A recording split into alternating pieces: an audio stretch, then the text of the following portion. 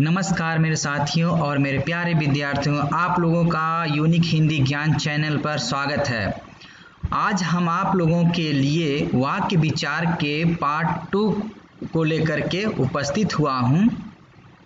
वाक्य विचार second part के अंतर्गत हम लोग क्या पढ़ेंगे, इससे पहले हम वाक्य विचार के फर्स्ट पार्ट के बारे में चर्चा कर लें कि वाक्य विचार फर्स्ट पार्ट में क्या था। वाक्य विचार के पहले पार्ट में हमने वाक्य किसे कहते हैं, यानी कि वाक्य की परिभाषा, वाक्य के अंग और वाक्य के अर्थ के आधार पर वाक्य के कितने भेद होते हैं, इसके बारे में विस्तृत जानकारी वाक्य विचार के फर्स्ट पार्ट में पढ़े हैं। आज हम आप लोगों को वाक्य विचार के सेकेंड पार्ट को लेकर के आपके सामने उपस्थित हुए हैं। चले स्टार्ट करते हैं, आज कुछ नया सीखते हैं। आज हम वाक्य विचार के सेकेंड पार्ट के अंतर्गत ये जानेंगे कि बनावट या रचना के आधार पर वाक्य के कितने भेद होते हैं। तो यहाँ पर देखते हैं कि वाक्य और रचना के आधार पर बनावट या रचना के आधार पर वाक्य के 3 भेद होते हैं। पहला होता है सरल या साधारण वाक्य, जिसे इंग्लिश में सिंपल सेंटेंस कहते हैं। सेकेंड आ जाता है संयुक्त वाक्य, जिसको इंग्लिश में कंपाउंड सेंटेंस कहते हैं। और थर्ड आ जाता है मिश्रित या मिश्र वाक्य, जिसे कॉम्प्लेक्स सेंटेंस के नाम से जानते हैं। तो हम आगे इसके एक एक करके इसकी परिभाषा और इसे हम किस आधार पर इसे फाइंड आउट करें, इन तीनों के अंतर को, कि इसकी विस्तृत जानकारी हम नीचे बता रहे हैं। चलिए स्टार्ट करते हैं। फर्स्ट आ जाता है बनावट या रचना के आधार पर वाक्य के भेद के अंतर्गत पहला आता है सरल या साधारण वाक्य, यानी कि सिंपल सेंटेंस।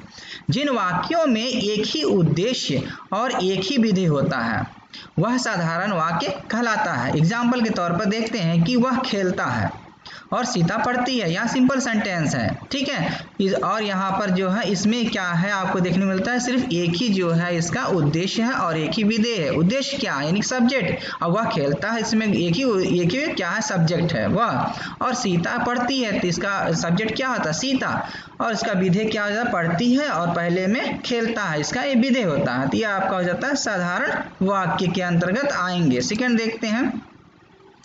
सेकेंड में आपको मिलता है संयुक्त वाक्य। संयुक्त वाक्य मतलब कंपाउंड सेंटेंस। इसका डिफिनेशन क्या होता है कि जब 2 या 2 से अधिक उपवाक्य समुच्चय बोधक से जुड़े होते हैं तो उसे संयुक्त वाक्य कहते हैं। अब ये आपका क्या बोलते हैं कि इसमें आ जाता है कि ये समुच्चय बोधक क्या होता है। तो आगे इसकी परिभाषा हम देख लेते हैं, समुच्चय बोधक क्या है। तो समुच्चय बोधक क्या है, इसका डिफिनेशन आता है कि जो शब्द एक पद या उपवाक्य का दूसरा संबंध दूसरे पदों या उपवाक्यों से जोड़ते हैं उन्हें समुच्चय बोधक कहा जाता है। अभी समुच्चय बोधक शब्द को क्या कहते हैं, इसको योजक भी कहते हैं। क्या कहते हैं, योजक कहते हैं। चलिए इसे नोट हमारे क्या नोट डाउन करने का है, नोट्स हमने बता दिए हैं कि जिन वाक्यों के अंदर और एवं तथा या इसलिए फिर भी किंतु परंतु लेकिन अतः जैसे योजक शब्द से जुड़े हों उन्हें संयुक्त वाक्य समझ सकते हैं। अब एग्जाम्पल के तौर पर एग्जाम्पल से हम इसे अच्छी तरह समझने की कोशिश करेंगे। क्या, पहला देखिए एग्जाम्पल में क्या है, मैंने उसे समझाया था। यहाँ एक सेंटेंस हो जाता है, मैंने उसे समझाया था फिर भी वह नहीं माना, ठीक है। अब यहाँ पर 2 सेंटेंस के जोड़ने के लिए यहाँ पर योजक शब्द का प्रयोग हो रहा है, फिर भी। तो यहाँ पर इसलिए हम इसे इस चिन्हों के माध्यम से, ये योजक शब्द के माध्यम से हम इसे समझ सकते हैं कि ये संयुक्त वाक्य है। सेकेंड एग्जाम्पल में देखते हैं कि हम लोग आने वाले थे। यहाँ एक सेंटेंस कंप्लीट हो रहा है, हम लोग आने वाले थे लेकिन तभी वर्षा हो गई।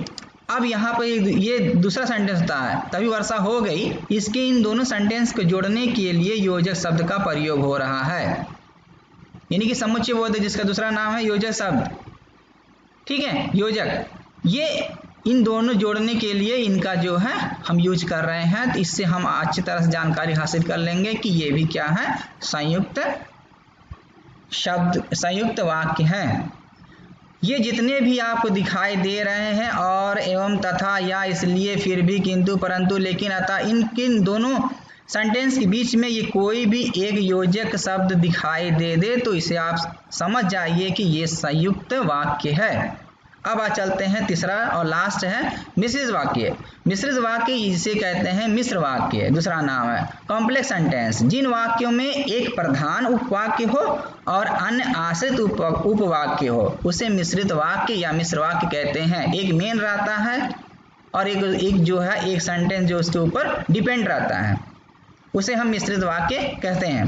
अब इसे हम कैसे समझेंगे कि जिन वाक्य के अंदर जिन वाक्यों के बीच में क्या क्या रहे, जब तब जैसे वैसे यहाँ वहाँ जहाँ की उसने उसे जो सो जैसा वैसा जितना उतना जैसे योजक शब्द जुड़ा हो उसे मिश्रित वाक्य या मिश्र वाक्य समझते हैं।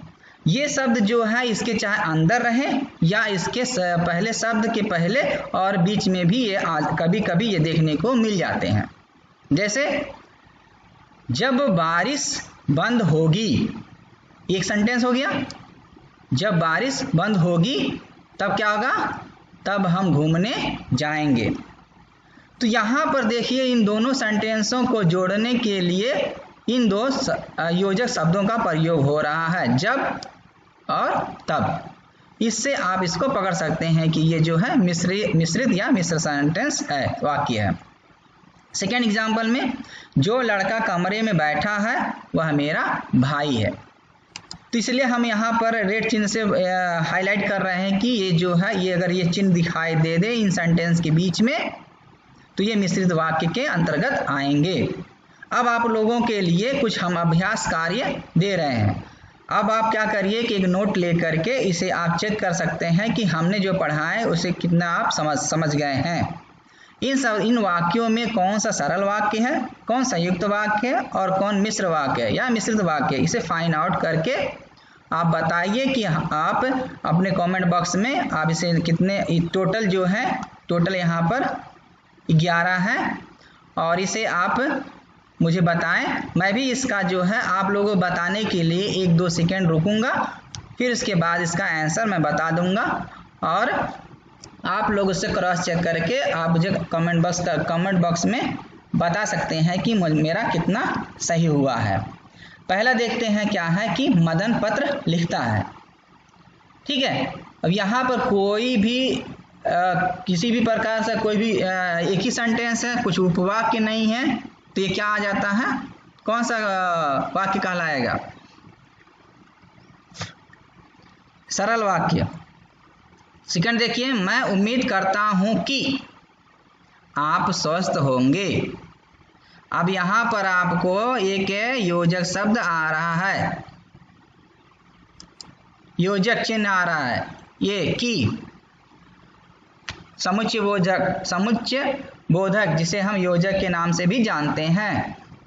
मैं उम्मीद करता हूं कि आप स्वस्थ होंगे, इसमें क्या होगा, मिश्र वाक्य। थर्ड देखते हैं, पूजा समाप्त हुई और लोग अपने अपने घर चले गए। अब इन दोनों सेंटेंसों के जोड़ने के लिए ये इस्तेमाल हुआ है योजक। और तो कौन सेंटेंस में आएगा के अंतर्गत, संयुक्त वाक्य।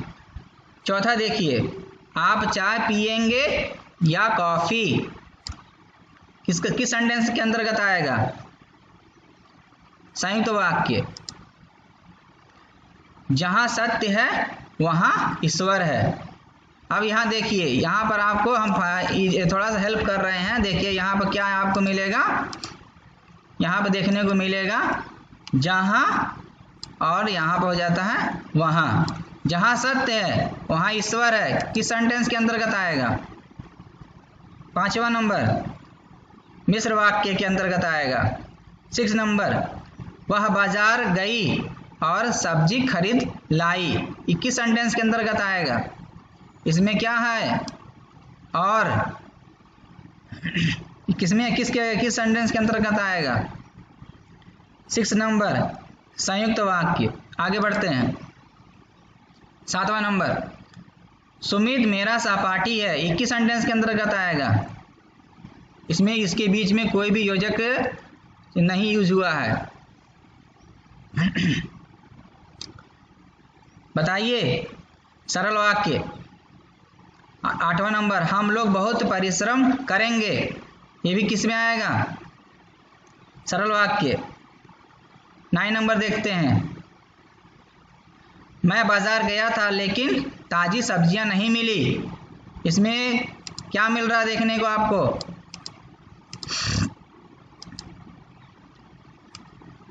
लेकिन किस सेंटेंस के अंतर्गत आएगा? 9 नंबर संयुक्त वाक्य। आगे बढ़ते हैं, जब मैं दरवाजे पे पहुंचा तो वहां ताला लगा हुआ था, किस सेंटेंस के अंतर्गत आएगा? यहाँ देखिए, पहले में जब है और सेकंड में क्या है? वहां, किसके अंतर्गत आएगा बताइए? 10वां नंबर मिश्र वाक्य। 11 देखिए लास्ट, किसान शहर गया और उसने बीज खरीदे, किस सेंटेंस में आएगा? संयुक्त वाक्य। अब आप आपका स्कोर कितना हुआ है आप मुझे कमेंट बॉक्स में अपना स्कोर लिख सकते हैं, और उम्मीद करता हूँ यह वीडियो आपके लिए हेल्पफुल रही होगी। वीडियो को देखने के लिए धन्यवाद, और बहुत जल्द ही मैं आपके लिए एक नए टॉपिक को लेकर के उपस्थित हूँगा। तब तक के लिए धन्यवाद, नमस्कार।